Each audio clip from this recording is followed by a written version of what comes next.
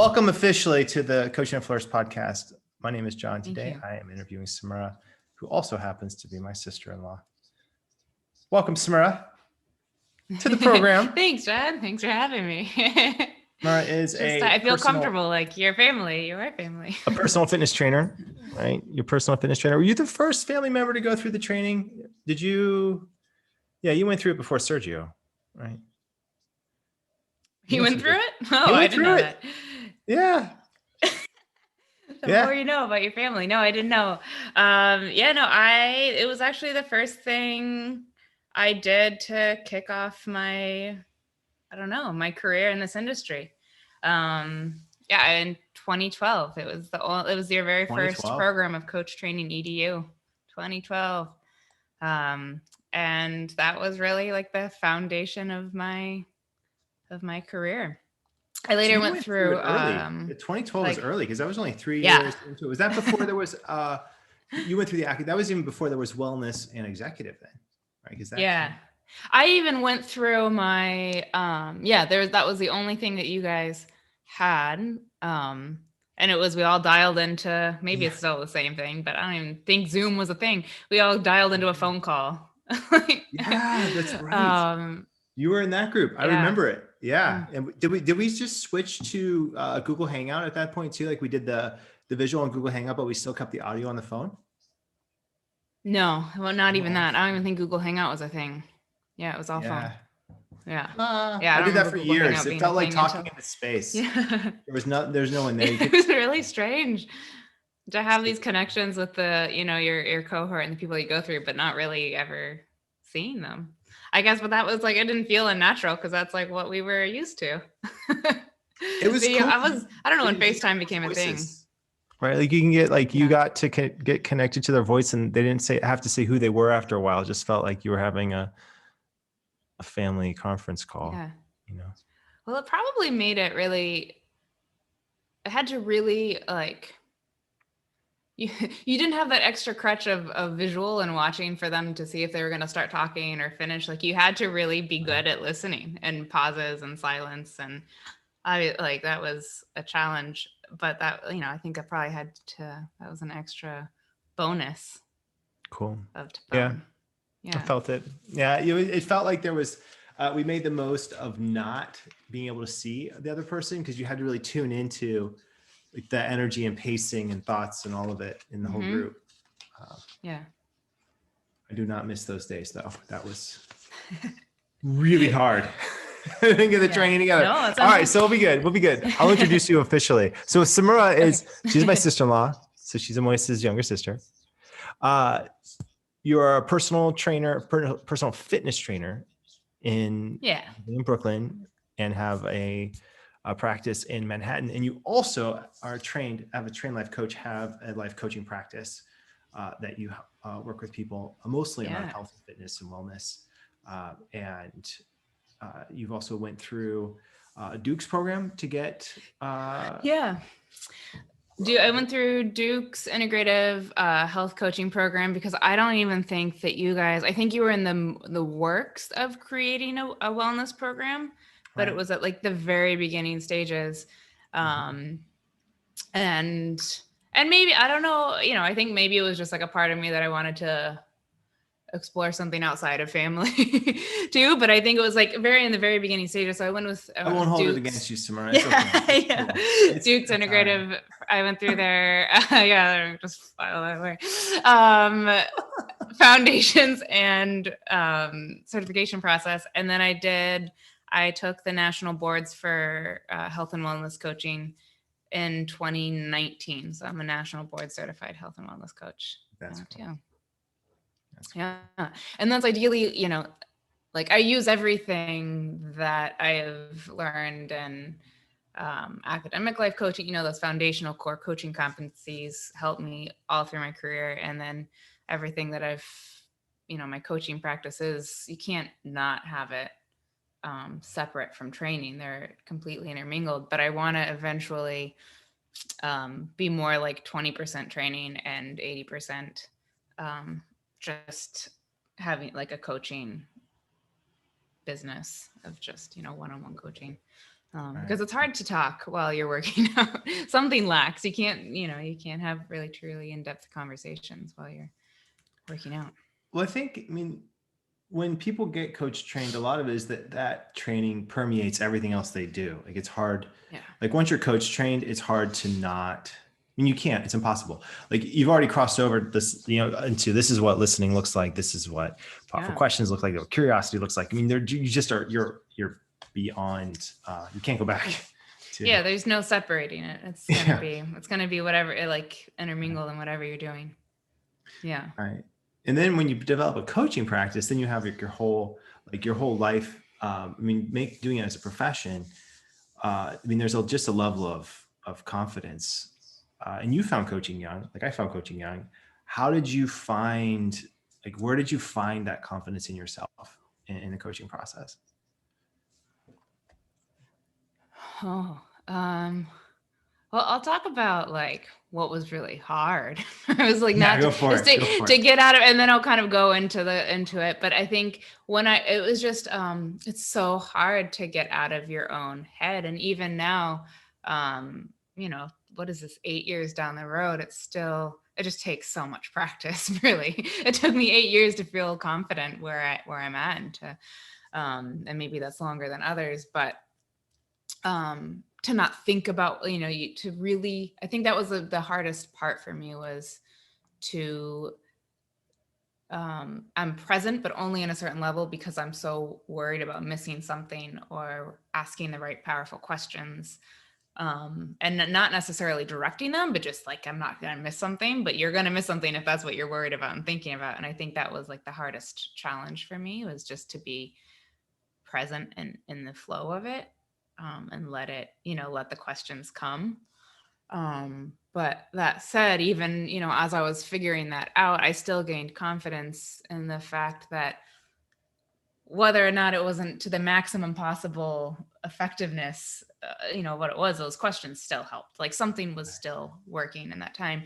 And I really separated myself. I gained a lot of confidence because those core coaching skills of asking the vision and values questions in my practice or in training, especially when you're getting to know someone. And I was in sales, basically, of selling people and of programs. I separated myself from the other trainers, because there's really this, the skills just alone of listening and asking those powerful questions, and the tools. I think when people came in for an assessment, or it was called a kickoff, to try to see if they'd be interested in training, I used a future self tool with them. I don't know, maybe there was someone else in this company of 500 trainers using a future self, but exercise, but it wasn't written on the sheet that we were using. And I think we talked through this. I remember having a conversation right back then. We talked through what are some visioning tools that we can use. And I think that really, I started with my insecurities and how much I had to learn, but those still helped me grow confidence. And right. Yeah. I remember when we were, it seems like I've been to New York, I don't know, at least once a year. There was a talk or some reason I had to be there doing something. And so we'd hang out. And I remember early talking, when you just started your job at the gym, talking about the enrollment process and how similar it reminded me of enrolling people to be coaching clients, essentially, what you're doing and how you can use the coaching skills. And then you rocked it. You weren't you one of the highest, on the number 2 or something, or 3, or even the highest one at certain points, in the nation for enrolling? Yeah. Well, I gained a full-time. So I started in March of 2013. So I had just right after I finished, because I think the program that I took with academic life coaching was fall of 2012 into 2013. And so I just finished it, started training.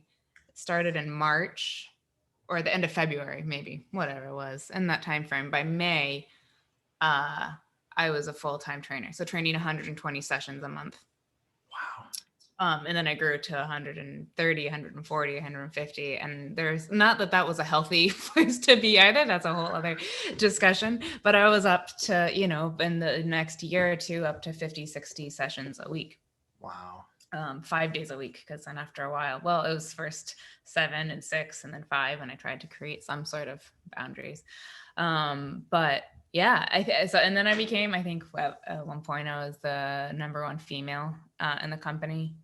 And then like the top 3, I was always in the top 5 of sales for the 4.5 years that I was there, around 200, probably like just over 200,000 selling a year, which maybe not sound like a lot, but that was, for,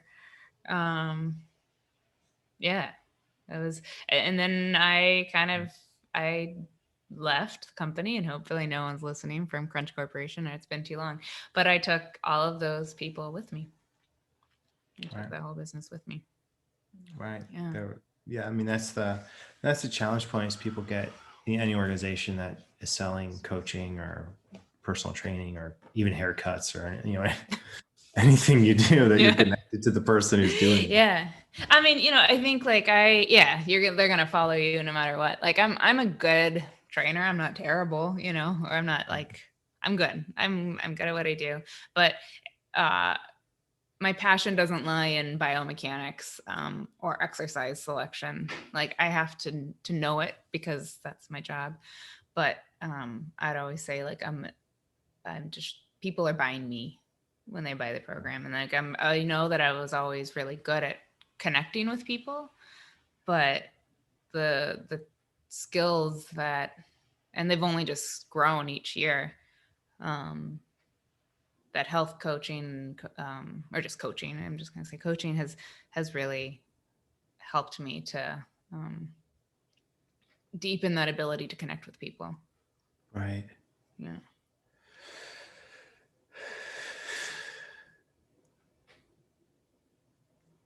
When did you know, I mean, at this point in time, you had to know that you were good at enrollment and enrolling people and know that that's an easily transferable skill, even in your own coaching practice. At what point did you know, I got this, I know enrollment, and what's the key? Because I know so many coaches out there listening will think, how can I, like, what? She's doing 200,000 in sale, like sales a year. And it makes it sound like, I was there. You make it sound like it was easy. What was the secret? I don't think there's just, maybe there's just one, and as I'm like rambling, it'll come out.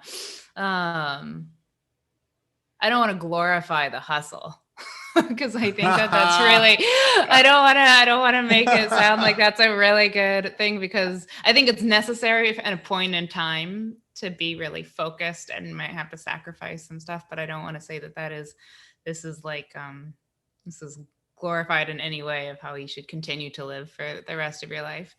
But, just a few logistical things, like I put in the time, and I think I had to see just a ton of people and a ton of, had to do the work of being in front of people. And, just once I got them in front of me, that's even just like, there and talking to people. I think like, just, I don't know if it's networking or not, but just like saying hello to every single person you see, or if you're on social media, really connecting with the people that are on your page, just connecting with everyone who is around you. And they may not be your clients, but they're going to be people who are watching you and how you interact and how you approach the world and your clients and how you're being. That was really, if I'm just talking about the gym, and this can translate to anything else, but they would watch how I deal with clients, or if I would interact and play with them. And play is I think a really big part of anything, but my playfulness and playing off of other people while we're having conversations. And if their trainer left, they would work with me. if something doesn't work out in whatever industry that they're in, they'll have you in the back of their mind if you're I think, I mean, there's no real way around putting in the time and the energy and the work in building a private practice, like, you know, in independent practice like this. It can seem on the outside glamorous, like, yeah, I have over 40 coaching clients and I'm a professional coach and I get referrals and it's amazing, but that covers over, you know, 3 years of pure hustle. Like, I mean, up until the pandemic, I woke up at 3 a.m. Wow. I woke up at 3 a.m. I left at 3:50 and my client, and before I would wake up every day at 3 a.m. just to get to the gym by, you know, 4:45, to be there when it opened, to find clients and to talk to people and to group people and to get to know people, because if that was the hour. But then I had clients 5 days a week at 5 a.m. In the beginning, the first couple years, I would be there from 5 a.m. to 7, 8 p.m. All day. So those are the kind of hours that I would put in. And then just talking, like, if people are listening and they're like, how do I, you know, how do I do that? I'm freaked out. Or if I'm talking to a lot of people, and this is just in terms of sales, I had an accordion folder, and I had it by month, and every single kickoff that I went through, I put in each month of when I did it, and organized it kind of by date so I could find them. And these are all the people that I didn't like end up working with, that I had kickoffs with, but didn't end up working with. And I would flag them, come back to in 2 weeks, come back to at the end of the month. One of my clients who still works with me 8 years later, she said, come back to me. Like, you know, when you always hear this and you're like, oh yeah, like, come back to me in a couple of weeks, and you just kind of like write them off. But I would rewrite them and be like, hey, it was great talking, you know, and find some sort of personal connection with them. And one of my clients that I still have, one of my very closest, I could consider her a dear friend, she was like, come back to me. This was probably in March or April when I first started. My birthday is in end of May, and that's when I really want to start. And I flagged it to come back to her in May, my little accordion, and I came back to her, and I'm still working with her. So I think I was just like, and then I had like little red flags that popped up of like, don't ever contact me again. And I had those to make sure that I never would reach. But most people were like, you know, or they just appreciated the follow-up. And I wouldn't be like, hey, do you want to do my program? It would ask them questions, how it's going. And I would use those open-ended questions, or some, you know, the inquiry questions, or just curiosity. I think that's another thing. And that's like, I never really had the word for it then, but curiosity has, whether I knew what that was, really helped me, just getting to know people, getting to know them and their story and who they were. Those are people skills. That goes a long way. I remember those days when I used to get clients and doing workshops, lots and lots of workshops. And then people would fill out the feedback form, and on the bottom would there be a contact information if they wanted me to contact them, or, you know, that kind of thing. I always remember how awkward that first 3 seconds was. You know what I mean? Oh my gosh. At least thanks for text. Like, text makes it, you know, a little bit easier versus like what feels like a cold call. Right. Text, you know, text is like, can make it somewhat easier, but yeah. Gosh, I remember like I had whole systems around, like, because it would be a stack of papers and I would sort them. Like, people who said nice things, people who said, neutral things, and then the not nice things. The people that are like, I'll respect your decision that you don't want to listen to. Yeah, you're like feedback. They get, like, you know, there are those people in every workshop. But yeah, I think it was really like what those, and I don't think I could have put my thumb on it. Like, I knew that like the training really helped me.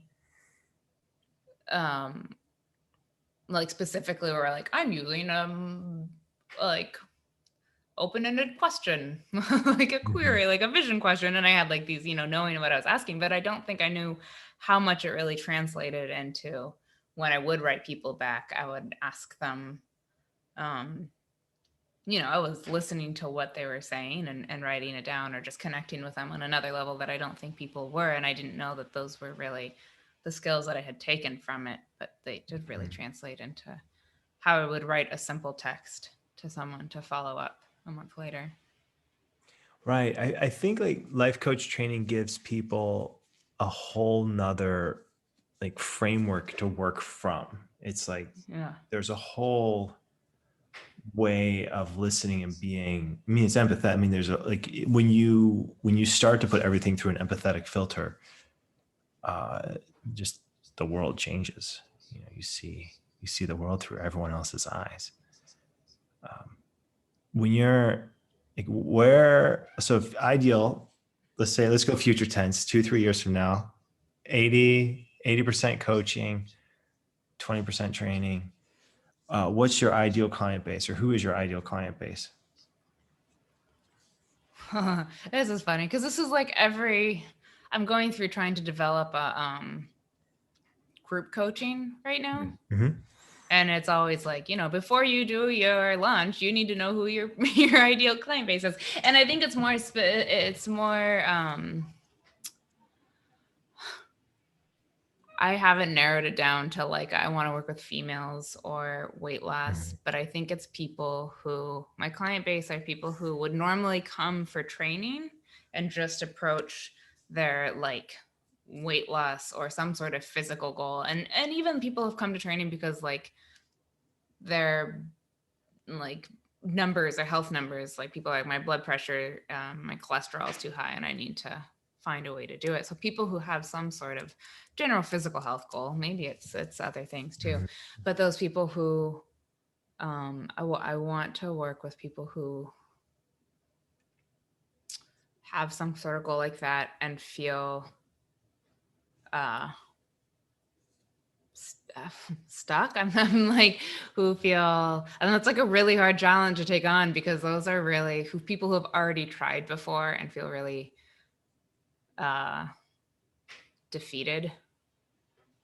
That's really hard because there's a lot of emotional stuff that comes with it. But to be able to kind of just meet them where they're at. And I've been using this phrase a lot, but I think it's really important. Because people wouldn't think of, you know, health coaching and coaching, life coaching is becoming more and more of a go-to and known. But you know, people who come to me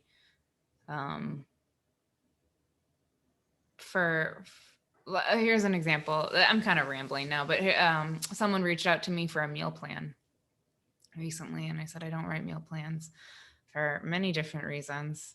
But what we can do, versus me just being like, what you need is exercise, like, you know, or what you need is to do something. You know, I said, like, this is what I do as a health coach, and we'll figure out, you know, where is the best place for you to start with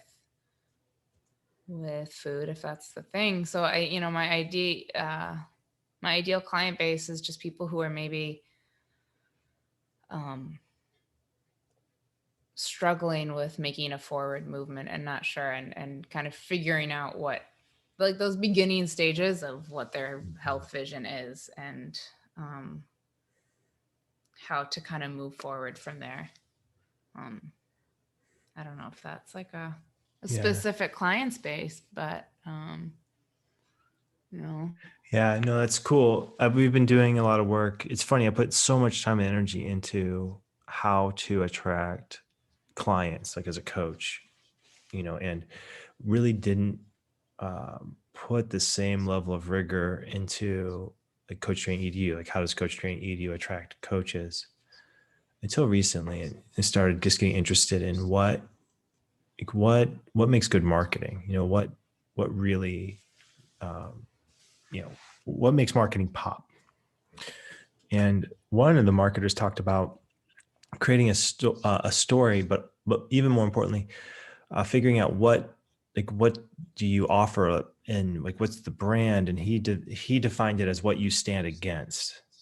Like, what's the thing that you like stand, you know, that you, and that's the way to find what you stand for.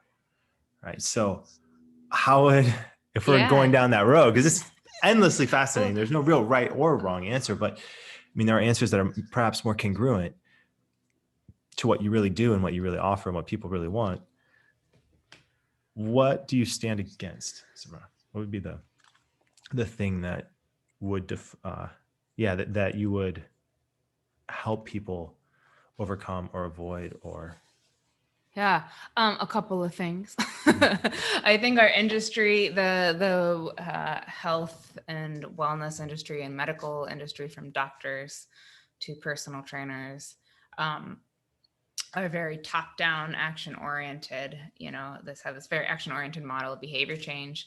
And they go right into giving plans and telling people what they should and shouldn't do. And especially, like, you'll see it on Instagram, like, I'm a fitness guru, and they'll label themselves as that. And I'm a, expert at this. And while you, yes, maybe hold a lot of knowledge, people are coming to you to fix their problems. And there's so much weight that is put on personal trainers. And maybe that, that's because also, like, people want the quick fix and they're expecting that from trainers and doctors.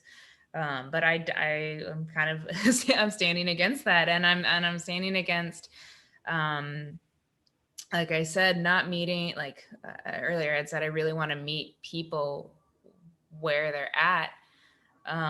Because I think a lot of trainers want, or I'm just using trainers because that's like my world right now primarily, but a lot of people who work with others are meeting them where the client wants to be already, or where they think they should be, where the trainer thinks they should be. And they're anxious for maybe to see results right away, so their client keeps buying and doesn't feel frustrated, and they go right into this action planning stage versus doing all this work. And so that's kind of where I really want to bring to the trainer world, that there's so much behind. And it's our whole model has been this, like, in the very advanced stages of behavior change, and that's not effective. It's easiest way to coach, to go right into that and to tell people what to do, but it's not effective. And that's really like what if I can make that into my, like, somehow morph that into my ideal client base, like, somehow in the sense of like of that, and how and the fact too that we're very, like, all of these assessments of, from anything, any kind of, anywhere you go, you're going to have an assessment of, like, what your health is like. And even the wheel of health or the wheel, what is it? Wheel of life. Yep. Right. That's some sort of an assessment, and people can get really fixed. And I think these are great tools and I use them, but people can get fixated on, this is where I'm at and this is who I am and this is what defines me. And like this, like, wallowing, self-identity. And another aspect of what I really hope to bring to my coaching is that, like, it doesn't matter, kind of where you are in the continuum of health, and wellness. It's what direction you're facing and what you're doing and what actions you're taking. And I don't think people are really, there's especially to sell people, they're like, this is what's wrong with you and this is how I can fix you. There's nothing, it's more like, what are you doing and what direction you're facing in. And I hope that people can really take that and give them, like, just a sigh of relief and some sort of confidence that, no, I am in the right direction. This isn't who I am. And these numbers, this is right. Do a lot to change. Yeah, I think, just listening, it seems like the judgment that people receive from experts, from themselves, from all of it becomes, both external and internalized. Where people start to think, oh, like, that judgment can be heavy and debilitating. It will stop you from any attempt forward.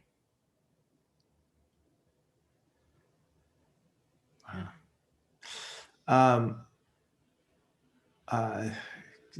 Just shifting gears slightly, thinking, like, what's the unique opportunity and questions to ask in this case? What's it like? What was it like knowing that, Moise was getting into coaching, I was getting into coaching, and then here you're getting into like, you know what I mean? Like, yeah, I'll do it. Like, what was that like for you? Like going into coaching after already, like, having family members do it. Right. You're like, all right, I want to do this too. Moise is doing it. John's doing it. Like, let's get in there. I didn't really think about it. Honestly, I didn't even think about,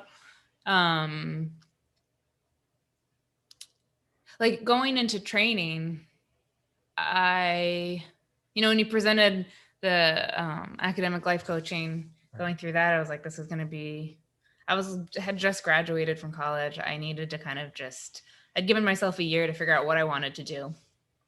And that year started to turn into like a year and a half, going into 2. And I was like, I can't, I didn't go to school to become a career nanny.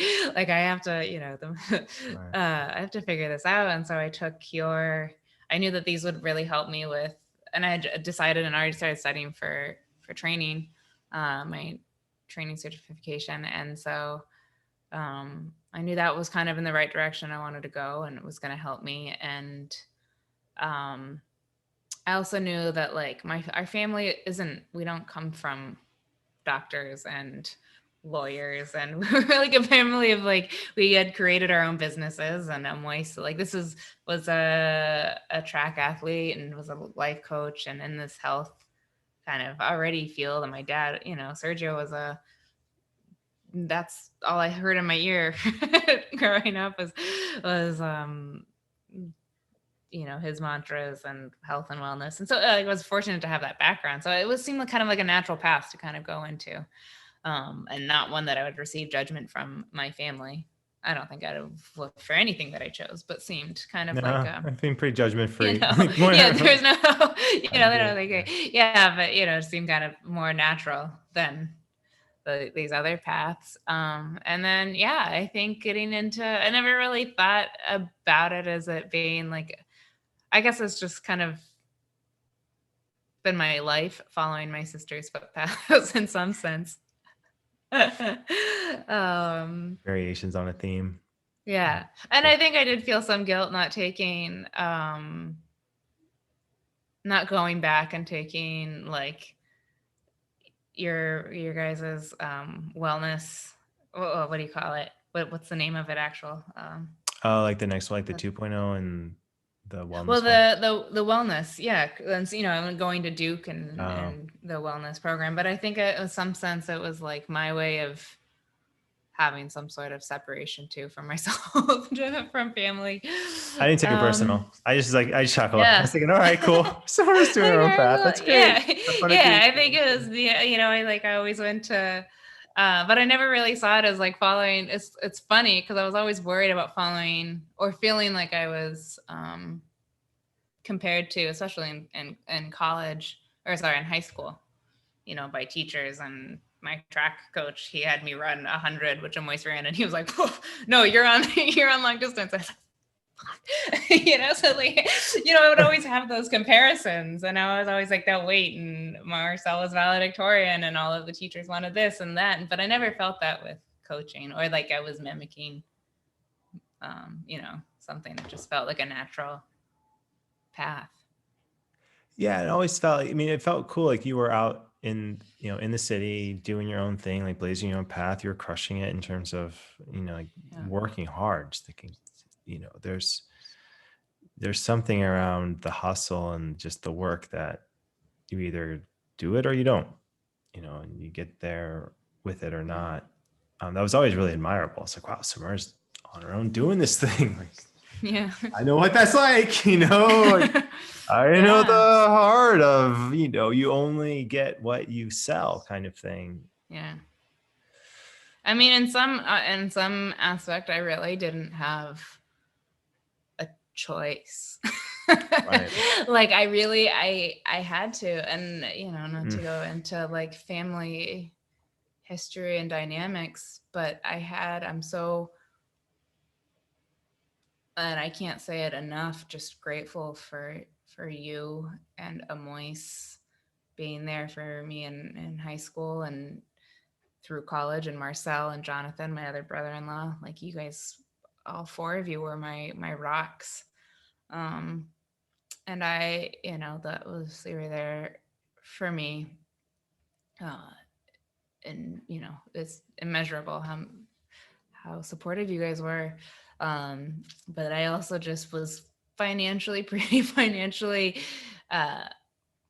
on my own. And I really had, that hustle was, and I think, for anyone who's trying to make a career change, if you have something to fall back onto, or maybe you're not making a career change, you're just getting into something, you know, you're graduated college and you're just getting into it. If you have something to fall back to, if you know that your parents are going to support you, or you have another job, it's really hard to push and to make those really hard sacrifices. And I even saw it like moving into coaching. It really took me, I was terrified of creating a coaching practice and being a full-time coach. And I had my training business to fall back onto. And it just took me years and years and years to get to it. And I was like, oh, this is what I preach to new trainers when they come in. Like, if you're living at home, you're going to have a really hard time like coming in here at 5 a.m. But I was like, this is what's happening to me now. You know, I have something to fall back onto. But at the time I didn't. And I had, I think, like 2 months or 3 months of income, like $5,000. Actually, I think I did. I had 5,000 to my name in my bank account. And I like, you know, 3 months ahead of time. And if I didn't get to a full-time trainer by the end of May, I just wouldn't have money. Right. So there was no other option but to get to that point. We were month to month for years. So, it was like, oh yeah, totally. This is early, you know, right when the economy bottomed out, like 2008. Yeah. You know, totally. Yeah, 100%. Like that first year was pretty rough. Like moving from Southern Oregon to, because there's no really plan B.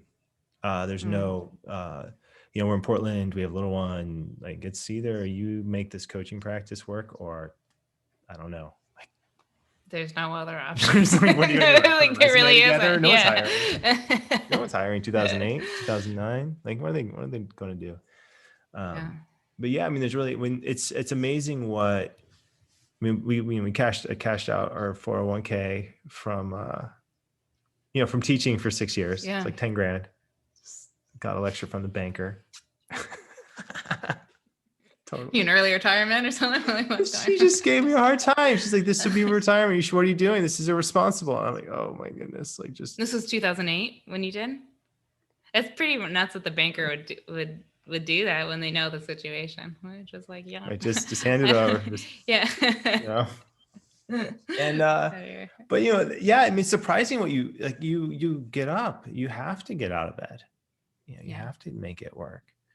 And it's a pretty common pattern I see, like what you're describing. Like the coaches who make it, like full time, make it. They either have two different situations. One is they're either in such a situation that their job, they just can move into it. Like what you did, like you just had a full time training practice because you already had like such a base built from someplace. You just you have like a base, a previously built base. Or if you're building it from scratch, there's a hunger level. Like you got to be hungry but not starved. You can't be like, you know, it can't be on the edge like, but you can't also be comfortable. You have to have just the right amount of discomfort. Yeah, that's being comfortable. And I remember that, like, oh my God, I just blanked. What was I going to say?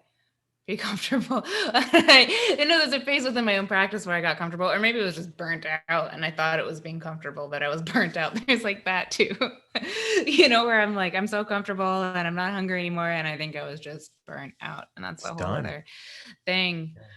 But, you know, you have to, maybe it's not financial, or maybe you're not happy in your job, or there's some big changes that you really need to make. And I think that's for anything though. And you know, change and the process of change, until you're ready, until you find, you know, those reasons. Right. I mean, our brains, I mean, getting more into like the way that, you know, people process, make decisions, you know, thinking about the different aspects of self, like they're part of us that wants comfort. There is a big part of human beings that are, you know, they're not necessarily after happiness, they're after comfort. And that's not necessarily the same thing. I mean, from here, I mean, even the coach training process can be uncomfortable to some degree. What advice would you have for people just starting out in the coaching process? Coach training process. Wow. Oh, give me a second. I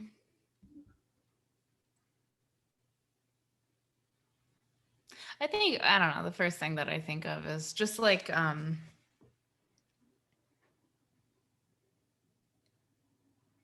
tell clients this too, like give yourself space and just, I'm blanking on the word, but like allow yourself to be okay with where you're at and what you're doing. And I think I expected myself to be a great listener and be able to come up with these deep, profound questions right away and be able to like have these aha moments, you know, like right away. Or I was just so nervous about, you know, just being like, it's a long process. It really is. Yeah, just to enjoy it and soak it in. And I really like the term like more spaghetti on the wall, just like, or more like paint, like paints of coats of paint, like just more that you absorb, the more you'll learn and be able to do. And yeah, it's going to take time and a lot of layers of paint.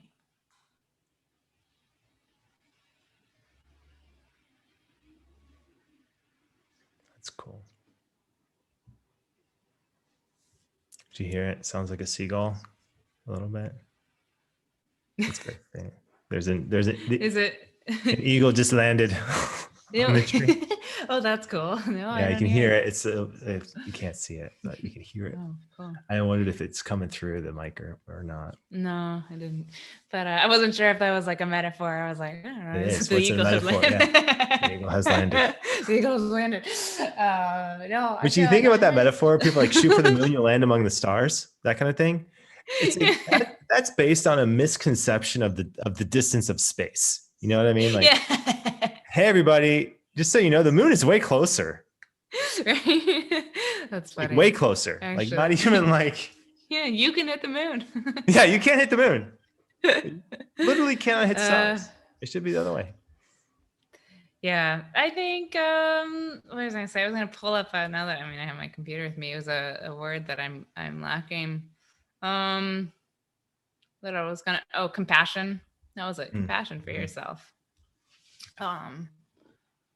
Yeah, it just takes time and a lot of practice. A lot of practice.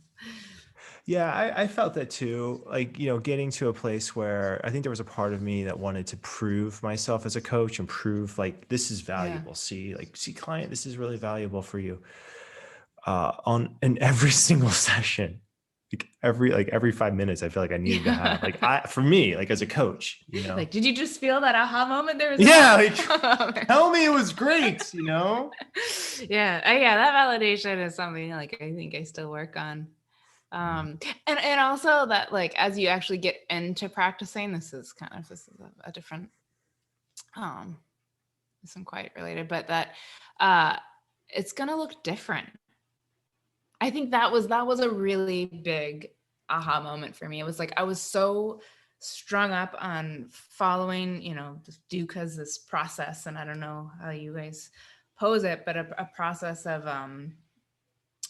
change, and you have to do this and then this and this, and they even tell you like this is just a framework, it's not the actual process. But I was like so hung up on following this formula of getting them somewhere that and I think that's the same thing of getting hung up on asking like whatever it is, questions and listening and doing it right. But even within that, it's going to look so different each session with each client and each person, and how they what they need and how they interact and who they are, like what their personality is. Yeah. It's good. Yeah, no, it's right on. I feel like getting over that, we hear that a lot too. People who are new to coach training, it's a lot of the process of coaching looked completely different from what I thought it was going to be. Yeah. Where most people, I think they coming into it, it's about giving like good advice. It's about, you know, finding specific aspects of a person and asking the right questions in the right order, those kind of things. I think most people are surprised. Most people are surprised in a good way. They're like, oh, that's it. That's what it's like. It's different. It's like the power of empathetic thinking is hard to it's not comprehend. It's hard to get into that space without having experienced it. Also, what it feels like to be listened to empathetically as a client. That's also equally surprising. And it seems like those two surprises go hand in hand. How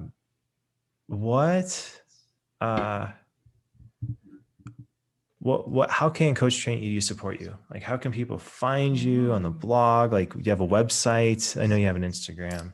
I do. And I'm terrible with Instagram. I really, I was listening to I'm just kind of getting into podcasts. I know I'm probably like, I don't know, 10 years late or something with podcasts, but I've been enjoying cleaning and listening to podcasts. And there's something today, I was like, if you don't enjoy the process, and now I'm like failing it, like you're gonna, it's gonna be painful and it's not gonna really, it's gonna show. And I really haven't enjoyed the process of Instagram, but I have to find ways to enjoy it. That was a tangent. So give me some more squats. I'm on Instagram. And you will soon see that I will show up more in a way that I like to show up on Instagram. And then my website is my first name and last name, SahmuraGonzalez.com. Yeah. And it might not be Instagram. I mean, podcasting is it's the new thing. I mean, maybe I enjoy podcasting. Get on Clubhouse, Oh, yep, on Clubhouse too. Yeah. Well, I have it there. Yeah. I think I'm just like, I was born in the wrong year. I should have been, I'm like a 50-year-old woman who just like, I don't enjoy social media. I'm just like, I just like enjoy the one-on-one with clients, but I think that's like really what you can find ways to translate that into 2021. You really can.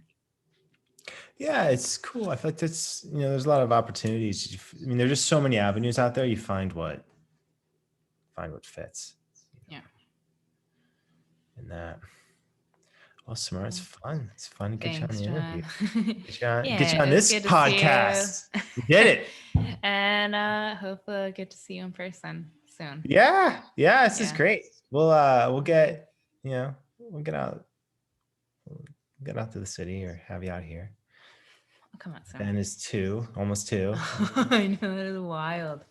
Dude, starting to string words together. That I was able to see him. I know. Dance. He's such a good dancer. Yeah, he's starting to be able to express things. So cool. Yeah. It's fun. It's fun to see them all. Yeah. They miss their auntie here.